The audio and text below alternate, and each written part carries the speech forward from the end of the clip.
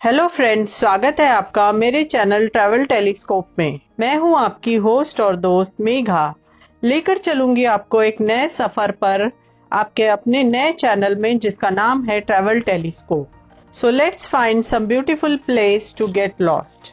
हैदराबाद, जो कि दुनिया के सबसे खूबसूरत शहरों में से एक है और तेलंगाना की राजधानी है। हैदराबाद इतिहास और आधुनिकता का बेजोड़ मिलाप है। यहाँ कई ऐतिहासिक इमारतें हैं, साथ में लजीज खाना जो मन को मोह लेता है। नदी के किनारे बसा ये शहर मोहम्मद कुली कुतुब शाह ने 1591 में बसाया था। अपनी अनोखी संस्कृति, साहित्य कला, वास्तुकला, संग्रह और लजीज खाने का अनोखा संगम है हैदराबाद शहर। ये शहर एक बार तो कम से कम घूमने लायक है। देखा जाए तो हैदराबाद शहर और उसके आसपास अनुभव के लिए बहुत सारी चीजें हैं जो कि हम कम दिनों में एक्सप्लोर नहीं कर पाते हैं। लेकिन हमारे पास समय की कमी हो तो जो हैदराबाद के मुख्य आकर्षण है उसे कम से कम हम 3 से 4 दिनों में देख सकते हैं। तो कौन सी है वो ऐतिहासिक इमारतें और हम टाइम लिमिट में क्या क्या देख सकते हैं, वो सब हम आज के वीडियो में जानेंगे 3 दिन की आइटनरी के साथ। तो वीडियो को अंत तक जरूर देखिएगा, तो बनी रहिए मेरे साथ। चलिए वीडियो शुरू करते हैं। हैदराबाद कैसे पहुंचा जा सकता है? हैदराबाद हवाई, रेल और सड़क मार्ग से सभी प्रमुख शहरों से अच्छी तरह जुड़ा हुआ है। ये शहर शारजा, मस्कत, कुवैत से सीधी उड़ानों के साथ हवाई मार्ग से जुड़ा हुआ है। रहने की क्या व्यवस्था है? तो रहने के लिए यहाँ पर 5 स्टार होटल, 3 स्टार होटल और कम बजट वाले होटल, लग्जरी, इकोनॉमी सभी तरह के रहने की व्यवस्था है। यहाँ पर हॉस्टल्स भी हैं, तो अपने बजट के अनुसार हम यहाँ पर रहने की व्यवस्था कर सकते हैं। शहर में घूमने के लिए आपको यहाँ auto rickshaw, taxi, buses, luxury buses, semi luxury buses मिल जाएंगी जो कि हमें शहर के किसी कोने में भी पहुँचाती है। साथ में यहाँ पर ओला, उबर या फिर मेट्रो से भी टूरिस्ट प्लेसेस पर पहुँचा जा सकता है। हवाई सफर से हम राजीव गांधी इंटरनेशनल एयरपोर्ट पहुंच सकते हैं। हैदराबाद में नामपल्ली, बेगमपेट और सिकंदराबाद रेलवे जंक्शन है। शहर से हम रेलवे से भी कनेक्ट हो सकते हैं। होटल बुकिंग अपनी सुविधा के अनुसार नामपल्ली स्टेशन के पास या फिर मेजर टूरिस्ट स्पॉट्स जैसे कि हुसैन सागर लेक के आसपास होटल बुकिंग कर सकते हैं। यहाँ पर आपको काफी होटल्स मिल जाएंगे। होटल्स की बुकिंग आप ऑनलाइन भी कर सकते हैं। तो चलिए आइटिनरी की शुरुआत करते हैं। डे वन की शुरुआत हम रामोजी फिल्म सिटी से करेंगे। Ramoji film city Nampally station से 35 किलोमीटर की दूरी पर है। फिल्म सिटी विजयवाड़ा हाईवे हयात नगर के पास NH9 रोड पर है। रामोजी फिल्म सिटी देखने के लिए हमें पूरा 1 दिन का समय लगता है। रामोजी फिल्म सिटी देखने का समय 9 से 5:30 बजे तक का है। फिल्म सिटी पहुंचने के लिए 1 घंटा 10 मिनट का समय लगता है। आप ओला या उबर कर सकते हैं। Tickets on the spot Ramoji film city में मिल जाएगी या फिर आप उनके वेबसाइट पर जाकर भी बुकिंग कर सकते हैं। और आपको 1 दिन का टूर पैकेज कार या बस का मिल सकता है। अगर आप कार या बस बुक करते हैं तो आपको पिकअप एंड ड्रॉप फैसिलिटी मिल जाएगी। साथ में एंट्री फी इसमें इंक्लूडेड होगी। कार या बस में AC और नॉन AC दोनों मिल जाएंगे। कार या बस आपको रामोजी फिल्म सिटी के गेट तक छोड़ जाएगी। उसके बाद आप अंदर फिल्म सिटी की बस से घूम सकते हैं। सुबह 8 बजे से आपके दिन की शुरुआत हो सकती है। रामोजी फिल्म सिटी दुनिया की सबसे बड़ी फिल्म सिटी में से एक है। 2500 एकड़ में फैली हुई ये फिल्म सिटी पॉपुलर पर्यटन और मनोरंजन का केंद्र भी है। हम पूरा दिन बिता सकते हैं। इसके मुख्य आकर्षण यहाँ पर जापानी garden, angels fountain, Ramoji tower है। यहाँ के फिल्म सेट, गार्डन, मंदिर सभी देखने लायक है। बच्चों और बड़ों के लिए यहाँ पर एंट्री फी है और यहाँ हम हफ्ते के 7 दिन जा सकते हैं। डे 2 अगले दिन यानी कि डे 2 की शुरुआत चार मीनार से कर सकते हैं। नामपल्ली रेलवे स्टेशन से चार मीनार 4 किलोमीटर की दूरी पर है। आपको वहाँ से 1 से 2 घंटे का समय लग सकता है यहाँ पहुँचने के लिए और देखने के लिए। बस, कैब, ऑटो से पहुँच सकते हैं। साथ में मेट्रो भी जाती है। चार मीनार 9:30 से 5:30 बजे तक खुला रहता है सभी दिन। दिन की शुरुआत आप 8 से 9 बजे के बीच में कर सकते हैं। चार मीनार पुराने शहर के बीचों बीच स्थित है और ये शहर का एक महत्वपूर्ण सिंबल है। हैदराबाद को हम चार मीनार से भी जानते हैं। चार मीनार मोहम्मद कुली कुतुब शाह द्वारा 1591 में निर्माण किया गया है। ये 2 मंजिला इमारत है और गुम्बद से इसका शानदार नजारा दिखाई देता है। शाम के समय रोशनी से चार मीनार बहुत ही सुंदर दिखाई पड़ता है। अगर आप वहाँ शाम तक रुके तो आप जरूर इसका आनंद उठा सकते हैं।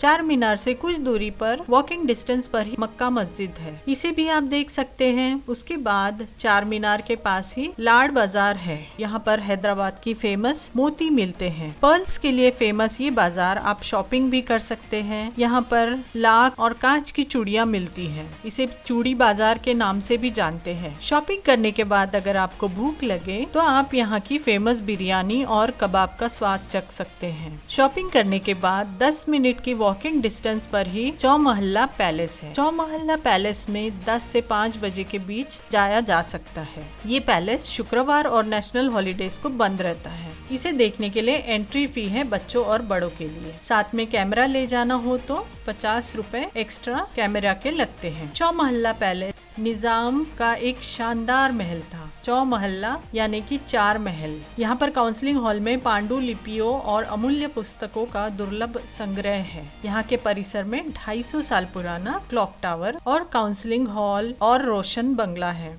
ये पैलेस तो मस्ट विजिट लिस्ट में होना ही चाहिए। चौमहल्ला पैलेस नामपल्ली स्टेशन से 5 किलोमीटर की दूरी पर है। चौमहल्ला पैलेस से आप सुधा कार म्यूजियम भी देख सकते हैं, जो कि करीब 3.5 किलोमीटर की दूरी पर है।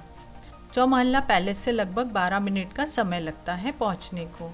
इसे देखने के लिए अडल्ट्स और चिल्ड्रन के लिए एंट्री फी है और ये म्यूजियम 9:30 से 6:30 बजे तक खुला रहता है।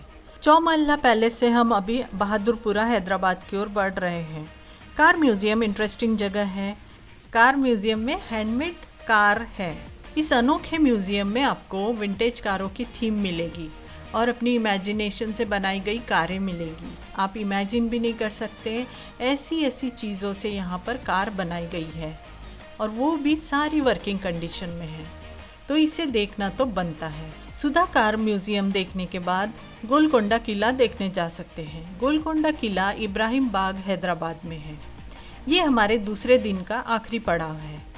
गोलकोंडा को आखिरी में रखने का एक कारण ये भी है कि शानदार किला देखने के बाद आप यहाँ पर बैठ सकते हैं, शाम को साउंड और लाइट शो का आनंद ले सकते हैं।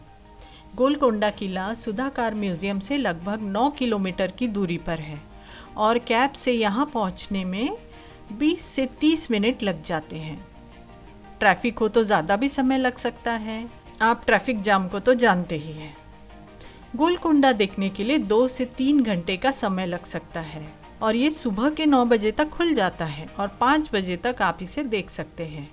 ये हफ्तों के 7 दिन खुला रहता है। उसके बाद 6:30 से 7:45 तक यहाँ पर लाइट शो होता है। यहाँ पर एंट्री फी है, कैमरा के लिए अलग से फी लगती है। गोलकोंडा किला नामपल्ली रेलवे स्टेशन से 11 किलोमीटर की दूरी पर है और हुसैन सागर लेक से 5.5 किलोमीटर की दूरी पर पड़ता है। यहाँ पर बस, कैब और ऑटो द्वारा पहुँचा जा सकता है। आप यहाँ पर मेट्रो से भी पहुँच सकते हैं। गोलकोंडा किले से सबसे करीब metro station Peddamma metro station और Jubilee Hills check post metro station blue line पे पड़ता है। मेट्रो स्टेशन से आप रिक्शा, टैक्सी से किले की ओर बस 20 मिनट में पहुँच सकते हैं। किला देखने के लिए सबसे अच्छा समय 4 बजे से है। गोलकोंडा किले का निर्माण 13वीं शताब्दी में काकतीय राजवंश के शासकों ने मिट्टी के किले के रूप में बनाया था। बाद में इसे कुतुबशाही राजाओं ने ग्रेनाइट के साथ फिर से बनाया। किला एक ग्रेनाइट की पहाड़ी पर बनाया गया है जो कि 400 फीट ऊंची है। ये विशाल किला किलेबंदी की दीवारों से घिरा हुआ है। 10 किलोमीटर लंबी बाहरी दीवारें हैं। यहाँ के फतेह दरवाज़ा में बहुत ही सुंदर ध्वनि इफेक्ट मिलता है जो गोलकोंडा के कई प्रसिद्ध इंजीनियरिंग चमत्कारों में से एक है। प्रवेश द्वार के गुंबद के नीचे एक पॉइंट पर अगर आप ताली बजाएं तो लगभग 1 किलोमीटर दूर मंडप पर सुना जा सकता है।